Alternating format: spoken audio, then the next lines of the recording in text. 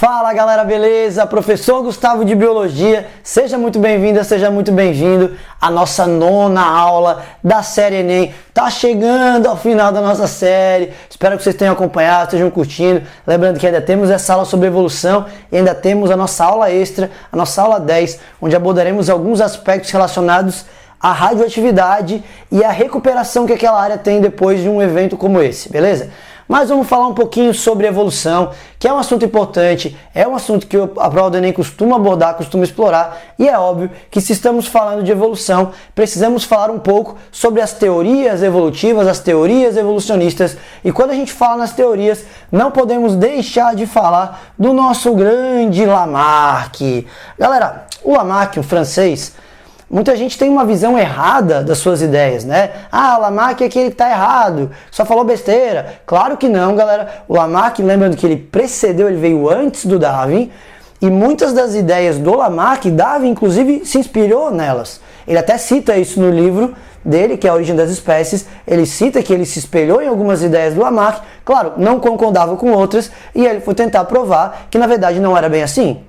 Mas quando a gente fala do Lamarck, duas são as ideias principais, e aí eu quero que vocês entendam bem o que significa isso. Lei do uso e desuso. Lei do uso e desuso. Pelo nome não é tão difícil de lembrar.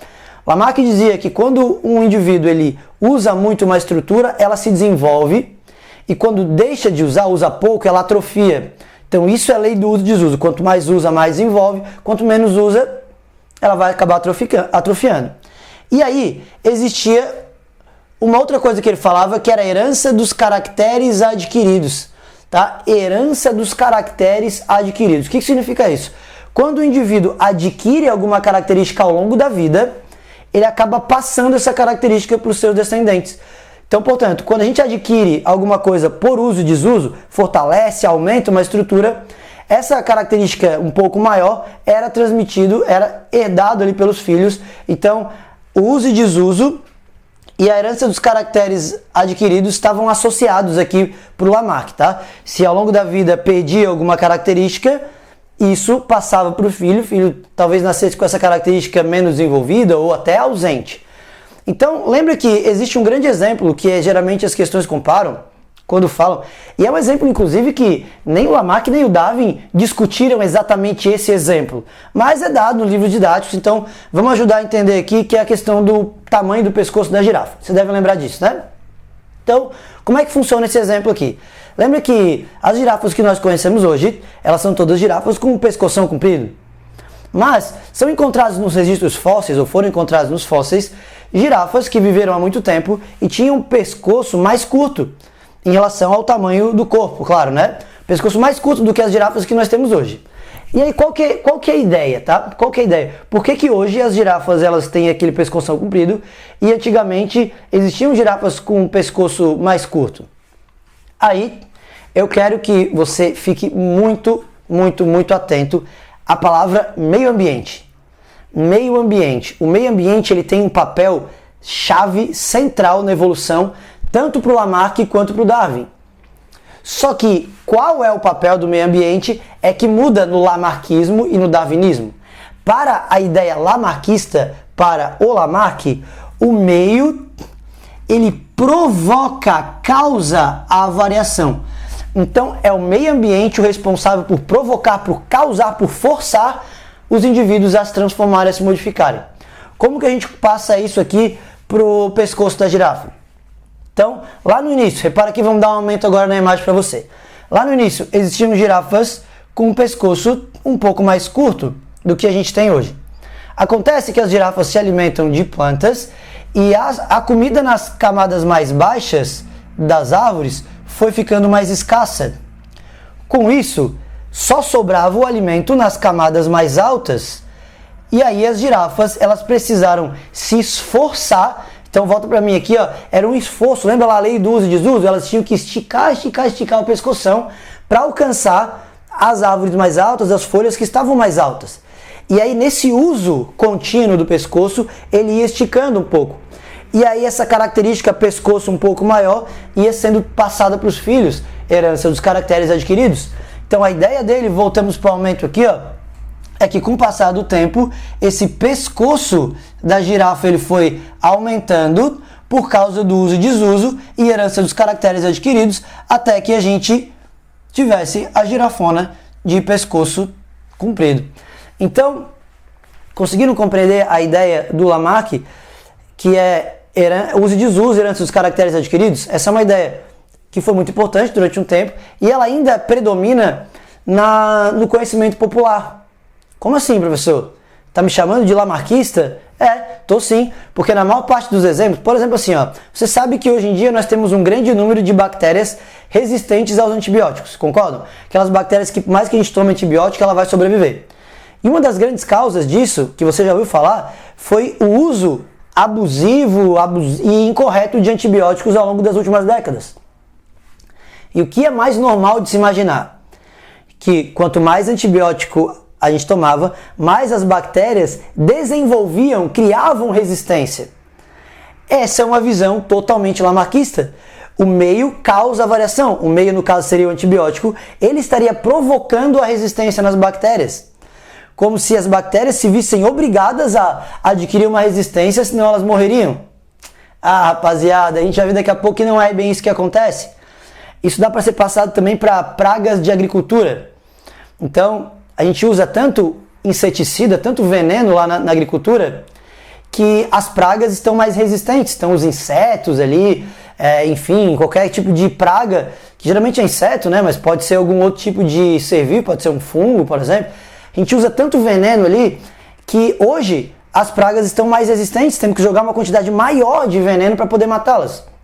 Qual é o pensamento popular, qualquer, que as pragas desenvolveram resistência ao antibiótico, ao veneno. Jogava ali o veneno, elas tinham que criar uma resistência. Outra, peixes de caverna são cegos. Os peixes de caverna, que é um ambiente sem luz, muitos deles são cegos, não têm olho. Qual é a explicação da linguagem popular? E o Enem já cobrou isso.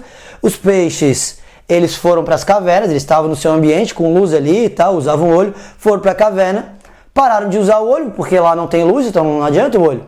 Com o passar do tempo, o olho foi perdendo sua função, foi atrofiando. Lei do uso e desuso, herança dos caracteres adquiridos. Visões lamarquistas do processo. Pô, professor, é verdade, né? Mas tá tudo errado, essas visões não são assim. É o que a gente vai ver agora. Porque aí você sabe, veio o nosso querido Charles Darwin, um inglês, e ele pensou em algo diferente. O Darwin, quando ele fez uma viagem, uma grande viagem, uma volta ao mundo ali a bordo do navio Beagle, ele observou algumas coisas bastante interessantes para ele, que eram o seguinte: ele ficava impressionado em como em ilhas muito próximas ali, em lugares muito próximos, podiam existir alguns passarinhos que eram os tentilhões de Darwin, ficaram conhecidos lá em Galápagos, né? Alguns passarinhos que eles eram tão parecidos, o tamanho do corpo tão parecido, e ao mesmo tempo ter tanta variedade de espécies diferentes vivendo juntas. Ele ficava impressionado assim, meu Deus, mas deveria existir uma competição e alguns morrerem, outros sobreviverem e tal. E aí ele conseguiu ver que na verdade esses passarinhos eles não eram totalmente iguais. Repara aqui, eles, apesar de ser o mesmo tamanho, eles têm bicos de tamanhos e formatos diferentes. E aí o que o Darwin começou a investigar era o que fazia com que surgisse toda essa variedade aí, né? E a ideia central dele, a ideia-chave, você sabe que é a tal seleção natural. Para o Darwin, a seleção natural é uma competição. Então, dois indivíduos que estão na mesma área, eles vão competir. E aí, um está mais apto para aquela competição. E o mais apto, ele sobrevive, reproduz, deixa descendentes. O menos apto vai acabar não deixando descendentes e vai morrer. Então, a variedade que está mais apta vai permanecer, vai prosperar e a outra vai desaparecer. Isso é seleção natural. Galera, seleção natural não é hipótese alguma a sobrevivência do mais forte. Esquece força, é a sobrevivência do mais apto para aquele momento. O mais apto naquela situação pode não ser o mais apto se a situação muda daqui 2 anos, 3 anos, enfim, entendeu? Isso pode variar, a condição do ambiente pode variar. Então, basicamente hoje nós sabemos que essa variedade toda de tentilhões com formatos e bicos diferentes é porque elas se alimentam de coisas diferentes. Então eu concordo que se tem ali duas espécies que estão competindo pelo mesmo alimento, competindo, uma está se dando mal pra caramba porque a outra se alimenta mais rápido dela e tal. Se no meio dessa espécie que está se dando mal na competição, surge uma mutação que deixa o bico com um formato, um tamanho um pouquinho diferente, e ele consegue comer uma semente diferente, pô, concorda comigo que isso aí é uma vantagem? E essa vantagem, óbvio, esse indivíduo vai comer mais, vai sobreviver, e talvez ele possa passar essa mutação para os seus descendentes. Então o que acontece é seleção natural. Então vamos dar uma olhada aqui, ó. O que acontece com o exemplo do pescoço da girafa? Se a gente for usar uma visão darwinista do processo, vem comigo. Vem no aumento, porque... antes do aumento, olha só. Lembra que eu falei para você que o meio ambiente tem um papel central, chave, tanto para o Lamarck quanto para o Darwin? Lá no Lamarck, o meio causava variação. Ele era o responsável por provocar, por forçar o indivíduo a se modificar. Para o Darwin, não. Para o Darwin, o papel que o meio ambiente tem é de selecionar qual é a variedade mais apta. Selecionar a variedade mais apta para aquele momento, para aquela situação. Beleza? Então, vamos explicar o pescoço da girafa em relação a isso? Então, vem comigo para o aumento. Ó, galera, reparem aqui então. Segundo a ideia darwinista, lá no início, existiam girafas com pescoços de tamanho diferente. Repara aqui, ó, uma girafa de pescoço mais comprido e uma girafa de pescoço um pouco mais curto. Quando o alimento ele foi ficando mais alto, o alimento mais baixo ele foi acabando, essa girafinha aqui de pescoço curtinho, tadinha, ela começou a ter dificuldade para alcançar o alimento, ter dificuldade para comer. Então observa aqui, a girafa de pescoço curtinho, ela começou a ficar sem comida, com isso ela foi ficando fraca, se reproduzia menos, enquanto a girafa de pescoço mais comprido se alimentava, ficava mais saudável, se reproduzia mais e deixava mais descendentes. Com o passar do tempo, isso foi acontecendo. O meio ambiente, ele selecionou as variedades mais aptas, que no caso são as variedades com o pescoço mais alto, já que o alimento ficou mais alto. Então, a girafinha de pescoço curto, ela não conseguiu se reproduzir e com isso ela foi extinta, essa variedade de pescoço curto e tal. Por isso que hoje a gente encontra apenas girafas de pescoço comprido. Isso seria resultante, portanto, da chamada seleção natural, tá? Da seleção natural. Se tivesse acontecido o contrário, por exemplo, as árvores altas todas morreram e só sobraram as árvores bem baixinhas, talvez uma girafa de pescoço muito comprido teria dificuldade de ficar abaixando e comendo. E a de pescoço mais curtinho, ela ia se dar bem.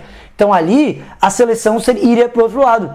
Tá? Então, essa seleção natural, quando ela direciona para extremos, o muito comprido ou muito curto, é chamada seleção direcional, tá? Que é o que aconteceu aqui no caso do pescoço da girafa. Selecionar um dos fenótipos extremos, uma das variedades extremas. Então, essa era a ideia do Darwin. Agora vamos falar um pouquinho, tá? E a ideia do Darwin, como seria para explicar as bactérias resistentes aos antibióticos? Cara, muito simples. O que acontece foi o seguinte: a pessoa toma um antibiótico, beleza? Que é para ela tomar por 7 dias. Quando ela toma ali o primeiro dia, segundo dia, terceiro dia, algumas bactérias morrem, concordam? Quais bactérias morrem? Aquelas mais frágeis, elas vão morrendo primeiro. Só que no quarto dia, quinto dia, mais bactérias vão morrendo, mas algumas sobram. Quais bactérias sobraram? São aquelas que naturalmente são mais resistentes, que talvez elas fossem morrer só no 7º dia. E aí a pessoa parou no 5º dia, digamos assim. Então sobraram algumas bactérias ali. E agora essas bactérias que foram selecionadas, porque elas eram mais aptas, elas eram mais resistentes, elas vão fundar a nova geração, elas vão se reproduzir. E essa nova geração será de bactérias mais resistentes. Então o que aconteceu ao longo das décadas todas, desde lá no final da década de 20, quando o antibiótico foi descoberto, foi que a gente usou o antibiótico de maneira exagerada e de maneira errada, tomando sempre errado. E aí as bactérias mais fortes foram sendo selecionadas, as mais fracas foram morrendo e foram sobrando. É o mesmo caso das pragas agrícolas. Quanto mais veneno a gente mata alguns e deixa sobrar os mais fortes. E lá no caso do peixe cego da caverna, o que aconteceu foi o seguinte, pensa comigo. Lá o peixe que estava na luz migrou para a caverna, não conseguiu se orientar direito, porque lá ele não usa luz. E aí, de repente, lá nesse ambiente, nasceu um peixe com algum tipo de mutação no olho, que deixava o olho atrofiado. Essa mutação do olho atrofiado seria péssimo no ambiente com luz. Porque quem nasce ele cego, digamos assim, de um peixe cego, ele não vai conseguir sobreviver num ambiente com luz. Mas lá na caverna, isso não é uma desvantagem e talvez seja até uma vantagem, já que vocês sabem que às vezes a pessoa quando nasce com um dos sentidos comprometidos, ela pode acabar desenvolvendo outros. Quem usa a visão, se tampa a visão, não consegue se localizar, fica bastante complicado. Então lá em ambiente de caverna, esse peixe que nasceu cego e com tipo de mutação, ele estava mais apto. Então ele conseguiu sobreviver, se reproduziu, passou essa mutação para os filhos, só que toma bastante cuidado. E é isso, cara, isso é fundamental, pelo amor de Deus. Qualquer questão que tente falar a palavra termos genéticos e ela disser que isso foi Darwin quem falou, tá errado. Darwin, a genética não estava desenvolvida nessa época ainda, então Darwin não conhecia termos como genes, genótipos, mutação, recombinação, nada. Então na época da seleção natural, do Darwin, essa teoria ganhou força, mas não uma proporção tão grande assim. Hoje em dia ela é mais aceita disparado, quando veio a genética para contribuir. E aí nós temos o chamado neodarwinismo, galera. Neodarwinismo, portanto, ou teoria moderna da evolução, teoria sintética da evolução, junta uma ideia de Darwin, que é a seleção natural, obviamente, continua sendo forte, mas aí mistura outros fatores muito importantes para a evolução, alguns fatores, inclusive, que aumentam variabilidade genética, porque o Darwin, ele jamais conseguiu explicar por que existia a variedade. Por que tem uma girafa de pescoço comprido e uma curta? Da onde vem essa variedade? Ele não sabia dizer porque ele não sabia, a genética não estava desenvolvida. Então, repara, eu quero te dar dois conceitos aqui bastante importantes para o neodarwinismo, são fatores que aumentam variabilidade genética, beleza? Um deles é a mutação. Então, mutação é o único fator responsável pelo surgimento de novos genes, novos alelos na população. Então a mutação aumenta a variabilidade genética. E um outro fator que aumenta a variabilidade genética também é a recombinação. O que seria essa recombinação? Recombinação gênica, permuta, crossing over, aquelas coisas ali. Então esses são dois fatores que aumentam a variabilidade genética. Quais seriam fatores que, beleza, a variabilidade está ali, agora vamos direcionar para qual lado a evolução vai? Seleção natural é um dos fatores bastante importante. As migrações também é outro fator bastante importante. E uma tal de deriva genética. Deriva, tá? O que é uma deriva genética? São eventos catastróficos, aleatórios, que acabam provocando a morte aleatória de alguns indivíduos da população e às vezes alteram o rumo da evolução. Exemplo clássico de deriva, meteoro que ajudou a extinguir os dinossauros. Os dinossauros naquela época eles eram mais aptos, sobreviviam, dominavam o planeta. De repente chegou um meteoro ali e mudou o curso da evolução. Era um evento aleatório, não foi seleção natural, simplesmente aconteceu ali. Os dinossauros não estavam menos aptos, tal. Até rolou isso depois, mas meteoro, deriva genética. Então o neodarwinismo ele vai aceitar termos genéticos junto com outros fatores como a seleção natural. Beleza, galera? Bastante importante isso. Agora, quando se estuda evolução, além de falar sobre as teorias evolucionistas, nós precisamos fazer no que a evolução se baseia para comprovar as suas ideias. Porque a evolução, ela não é simplesmente uma teoria. A evolução é um fato. Existe evolução. Os seres estão sujeitos à evolução. Ao longo da história existiu evolução. Os seres, os animais, as plantas que existem hoje não são os mesmos que existiam milhões ou milhares ou centenas, às vezes, de anos atrás. Então, no que são baseados os estudos, as comprovações científicas para estudar essa questão de evolução, de parentesco e tudo mais? Eu queria te mostrar algumas delas. Os fósseis, vocês sabem, são uma das ferramentas mais importantes para se estudar a evolução. Que é através dos fósseis que nós podemos conhecer os seres que habitaram o planeta e hoje não existem mais, só são encontrados no registro fóssil. Você sabe que obviamente nem todo grupo animal é encontrado em registro fóssil, porque matéria orgânica, tecido mole, dificilmente vai fossilizar, a não ser que seja, por exemplo, no âmbar, né? Fossilizar no âmbar, lembra lá a história do Jurassic Park 1, que encontraram um mosquitinho preso no âmbar, tinha sugado o sangue de um dinossauro, eles pegaram aquele DNA para criar os dinossauros. Então, pode ser, mas a maior parte das vezes as estruturas que fossilizam são estruturas mineralizadas. Então, ossos, dentes, tá? Penas às vezes. Então, isso é um pouco mais fácil de fossilizar. E nunca é um processo fácil também a fossilização. Geralmente, para que a gente tenha a fossilização, esse animal morto, ele precisa ser isolado do restante do ambiente, tá? Porque precisa diminuir a concentração do oxigênio, porque o oxigênio faz proliferar ali os decompositores. Então, geralmente o ideal é aquilo ali ser enterrado rapidamente, aterrado ali pelos intemperismos, enfim. E aí sim, aquilo tem uma probabilidade muito maior de fossilizar, aí vai ficar incrustado lá em rochas e tal, e às vezes por causa dos intemperismos ou escavações, esses fósseis acabam sendo encontrados. E é muito interessante fazer datação de fóssil com isótopos radioativos. Carbono 14 é o mais famoso, mas ele tem um alcance muito pequeno, então existem outros isótopos radioativos mais potentes para datação. Às vezes não tem o esqueleto em si, ou fóssil, e sim uma impressão numa rocha. Então fica só a impressão, e às vezes as impressões são bem boas, é para contar o número de vértebras, tudo ali. Mas os fósseis, de fato, são importantíssimos para que a gente estude evolução, inclusive evolução humana, para encontrar aqueles fósseis, os tais elos perdidos e tudo mais, né? Então vamos falar um pouquinho aqui, ó, sobre outras estruturas agora, como órgãos homólogos e análogos. Vocês já viram? Sabe o que são órgãos homólogos e análogos? Isso é bastante importante. Galera, órgãos homólogos, esse homo se sabe que é igual, e tem a ver com mesma origem. Então presta atenção que essa homologia está relacionada à mesma origem embrionária. Isso indica parentesco evolutivo, porque elas se formam durante o mesmo processo no desenvolvimento embrionário e possuem as mesmas estruturas.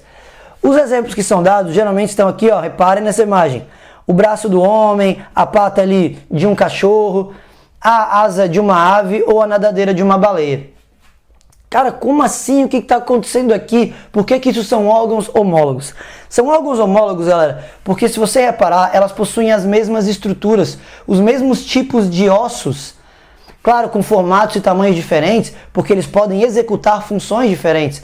A asa aqui de um morcego ou de uma ave serve para voar, a nadadeira de uma baleia vai servir para nadar, o braço, a mão do ser humano vai servir para fazer vários tipos de serviços, assim como a perna de um cachorro serve para se locomover. Então, os tamanhos e formatos, a função de órgãos homólogos pode ser diferente, sim. Homologia não tem a ver com função, tem a ver com origem, mesma origem. Então, nós temos aqui, ó, o nosso osso húmero, beleza? Perna do cachorro também tem húmero. A nadadeira da baleia também tem húmero. Ah, nós temos ossos no braço aqui, ó, rádio e ulna no antebraço. Rádio e ulna, rádiozinho esse do dedão aqui, ó, rádio. Ah, também tem aqui no cachorro, também tem na baleia. Órgãos homólogos, portanto, são isso.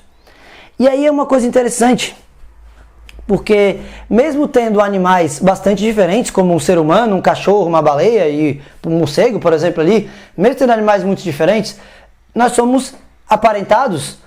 E como isso? Que processo, como é que é chamado o processo onde animais hoje muito diferentes possuem um ancestral em comum? Isso é conhecido na evolução como divergência evolutiva ou irradiação adaptativa. Vamos explicar essas duas palavras. Divergência evolutiva, divergir é se diferenciar ao longo do tempo. Concorda comigo? Então, divergência evolutiva, ao longo da evolução, esses grupos foram divergindo, foram se afastando cada vez mais. Irradiação adaptativa, irradiar alguma coisa é emitir, espalhar alguma coisa. Adaptativa tem a ver com o que nós enxergamos hoje. Por que nós temos tantos animais diferentes? Uma baleia, por exemplo, é parente de um lobo, parente distante de um lobo. Porque eles estão totalmente adaptados e foram selecionados para viver um determinado tipo de ambiente.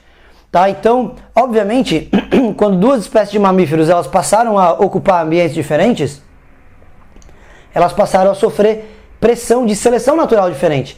Características que surgiam num ambiente que deixavam um animal mais apto para viver ali, são características diferentes daquelas que surgiram no outro lugar e deixavam eles mais aptos para outro lugar. Então essa diferença foi aumentando, concorda comigo? E aí, ao longo do tempo, ó, esse é um mamífero ancestral, primeiro mamífero lá da época dos dinossauros. E quando os dinossauros se extinguiram, os mamíferos começaram a se espalhar pelo planeta, ocupar diferentes ambientes, e em cada ambiente eles sofriam seleção natural diferenciada. Por isso que hoje a gente olha uma imagem dessa e a gente tem um chimpanzé, a preguiça, o urso, a marmota, a baleia, a foca, o leão marinho e o morcego, um esquilo, por exemplo, que são animais muito diferentes, mas todos com um ancestral comum, todos possuindo seus órgãos homólogos, mesma origem. Mas aí também a prova do Enem já cobrou e pode cobrar para você o processo, que ele é um pouco diferente, que são animais que não são aparentados, mas eles têm estruturas muito parecidas e que servem para a mesma coisa. E aí vem os tais órgãos análogos. Galera, análogo, analogia tem a ver, mesma função. Então não tem nada a ver com origem, é a mesma função e origem diferente. Origem diferente, mesma função, é análogo. Mesma origem, não importa se a função é igual ou não, é homólogo. E aí nós temos, por exemplo, aqui ó, uma asa de uma ave e uma asa de um inseto. Galera, as duas servem para voar, mesma função, só que elas não têm as mesmas estruturas, não é da mesma origem embrionária, não são aparentados, uma ave e um inseto não são não tem um parente próximo ali, um ancestral comum. Não, galera. Então, órgão análogo. E esse órgão análogo é o que ajuda a explicar por que animais que não são aparentados, às vezes eles se assemelham no formato do corpo, em alguma estrutura parecida que eles têm. O nome disso é convergência evolutiva. Lembra lá que antes a gente tinha uma divergência evolutiva? Agora é uma convergência, estão vindo tudo para o mesmo lugar. Essa convergência evolutiva, ou adaptação convergente, é o que explica por que animais tão distantes evolutivamente, eles foram ficando cada vez mais parecidos. Então nós temos animais marinhos, por exemplo, seja um pinguim, que é uma ave, seja um tubarão, que é um peixe, ou um golfinho, que é um mamífero, ou ainda um ictiossauro, que é um réptil extinto. Cara, repara que, por exemplo, o ictiossauro, tubarão e golfinho, eles são muito parecidos. E por que isso? Cara, porque como eles estão vivendo no mesmo ambiente, a pressão de seleção natural que eles sofrem é basicamente a mesma. Então, as características que fazem com que um golfinho nade melhor vão ser as características que vão ser selecionadas para um tubarão também nadar melhor, para um peixe ali, que o tubarão nadar melhor, para uma ave nadar melhor. Então, concordo que é o corpo mais aerodinâmico, questão das nadadeiras, como se fossem quilhas ali também, nas barbatanas para quebrar a resistência da água. Então isso é meio lógico a gente imaginar assim. Aqui ó, anfíbio, réptil e um mamífero. Hipopótamo, jacaré aqui e uma razinha, por exemplo. Repara que elas têm uma característica em comum, vão no aumento comigo aqui, ó. Olha só, elas ficam na água ali e só colocam o olho e a narina para fora, já que eles respiram no ar, né? Não respiram embaixo da água. Então isso aqui, ó, é uma característica em comum que grupos animais distintos podem apresentar, porque eles vivem no mesmo ambiente, eles sofreram pressão de seleção diferente. Isso é, ó, adaptação convergente ou convergência evolutiva. Beleza? Outra característica, além de fósseis, órgãos homólogos e análogos, semelhanças embrionárias. Cara, olha só que curioso. Quando a gente estuda o desenvolvimento embrionário de diferentes grupos animais, vem comigo no aumento, olha lá o que nós temos aqui. Um peixe, uma tartaruga, que é um réptil, né? Uma galinha, ali, enfim, uma ave, um porco e um ser humano. Repara, aqui é o zigoto, aqui a gente está vendo zigoto. Olha o embrião se desenvolvendo. Galera, vocês conseguem notar muitas diferenças entre o embrião de uma tartaruga, ou de um réptil, de uma ave, ou de um mamífero, ou até de um peixe? Não existem tantas diferenças. Todos os cordados vão possuir ali a questão da notocorda, as fendas na faringe, que vocês encontrados aqui, a cauda pós-anal, todos os cordados têm algumas características semelhantes. Conforme o embrião vai se desenvolvendo, a gente vai apresentando diferenças, só que quanto mais aparentados na evolução, menos diferentes são ainda. Então, conta aqui, ó, um porco, tá? De um ser humano, não é tão diferente assim. Agora, se nós compararmos os dois com o embriãozinho de um peixe, aí sim já é muito diferente. Mais uma ave, tá? E um réptil, que são também muito aparentados, também não tem tanta diferença. Se a gente for lá para o final, as coisas vão ficando mais diferentes, obviamente, mas mesmo assim, durante o desenvolvimento embrionário, existem muitas semelhanças. E essas semelhanças são muito importantes. Então, indicam parentesco evolutivo. Quanto mais parecido é o desenvolvimento embrionário, maior o grau de parentesco.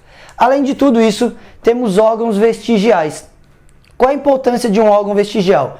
O órgão vestigial, ele demonstra que aquele animal ali, o ancestral dele tinha aquela estrutura desenvolvida e que nele aquela estrutura está atrofiada, não tem mais uma função, mas ela está presente. Isso demonstra evolução, demonstra que aquilo foi modificado ao longo do tempo. Tem dois exemplos aqui na imagem para vocês. Olha só, as baleias, elas têm esses ossos aqui, ó, que são ossos da pelve, ossos do quadril, cara. Quadril, nós temos esses ossos do quadril que é para inserção de membros inferiores das pernas. Por que a baleia tem isso? E é vestigial, são ossos pequenos na baleia. A baleia não tem perna, por isso ela não tem esses ossos desenvolvidos. Mas por que aquele osso está ali? Isso demonstra que o ancestral das baleias, lá muito distante, tinha pernas, por exemplo. Então, primeiro os mamíferos eram terrestres e alguns passaram a habitar o ambiente aquático. Então, isso é sinal de evolução, tá? Órgãos vestigiais. As cobras, por exemplo. As cobras, elas são répteis, né? E a maior parte dos répteis tem pernas. Um lagarto, uma tartaruga, um jacaré tem perna. Por que a cobra não tem? Será que a cobra veio antes do lagarto ou primeiro veio o lagarto, depois viria a cobra? Primeiro vieram os répteis com pernas. E aí alguns répteis perderam as pernas. Mutação ali que nasceu sem perna. Aquilo trouxe uma vantagem para explorar um tipo de ambiente, que é rastejar, se enfiar em frestinhas. E beleza, surgiram as cobras. Só que as cobras, elas possuem aqui, ó, perninhas atrofiadas, que se a gente pegar internamente o esqueleto aqui, ó, a gente vê que são pontinhas aqui. Elas não têm pernas, mas elas têm os vestígios dessas pernas lá no seu esqueleto. Então, órgãos vestigiais. Temos outros órgãos vestigiais bastante importantes também, como, vamos voltar aqui, ó, como questão do apêndice. O apêndice na espécie humana. Nós temos um apêndice aqui, uma alcinha do intestino grosso, que é um órgão vestigial, algum vestígio de que aquilo ali ele tinha uma função em algum ancestral nosso. Hoje em dia a função é bem questionada, se faz parte do sistema imunológico, ajuda no linfático, coisas assim. Então o órgão vestigial também é um indicativo de evolução. E para a gente fechar aqui, por último, mas não menos importante, a bioquímica comparada. O que é essa bioquímica comparada? É a comparação do DNA. São técnicas mais modernas, então, que são muito utilizadas para provar a evolução hoje e provar principalmente parentesco evolutivo. Vocês concordam comigo? Que se a gente faz análise, por exemplo, faz análise do lobo e do cachorro, e aí vê que o lobo e o cachorro têm o DNA 99, alguma coisa por cento igual. Ninguém questiona que o lobo e o cachorro são parentes, concordam? Todo mundo, não, lobo e o cachorro são parentes? Com certeza. Mas algumas pessoas, não sei porquê, questionam o parentesco do ser humano com o de alguns primatas, o parentesco mais próximo, como um chimpanzé, por exemplo, sendo que o nosso DNA também é 99% igual. Então, isso é um indicativo de parentesco evolutivo. Então, quanto mais semelhantes são os DNAs, mais parentesco, mais próximos na escala evolutiva esses grupos são. Beleza? Então, olha só quantas evidências evolutivas o Enem pode perguntar para você. Belezinha, galera? Então, olha só, queria te falar que a nossa próxima aula, ela vai abordar radiação, como eu falei para você, e ela vai ao ar ali na nossa quinta-feira. Então, rapaziada, eu espero que vocês tenham gostado, tenham entendido a nossa aula sobre evolução, que é um assunto bastante importante. Estou ansioso para a nossa última aula, para o nosso encerramento aqui da série Enem. Espero que vocês possam continuar acompanhando. Foi um grande prazer mais uma vez. Abraço e até a próxima aula.